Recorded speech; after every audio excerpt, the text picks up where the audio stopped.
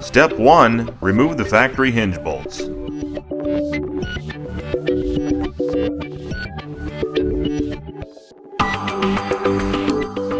Step 2. Remove the door.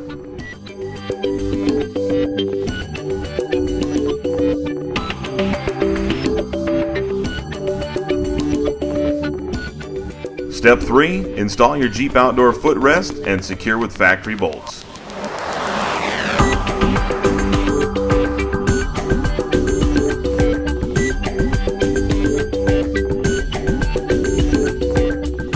Now sit back and enjoy your Jeep footrest. Jeep footrests come in a variety of sizes and finishes. Small and large steps,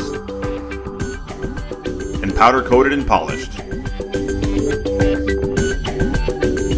And available in both 2-door and 4-door configurations. All that's left to do is sit back and enjoy the ride.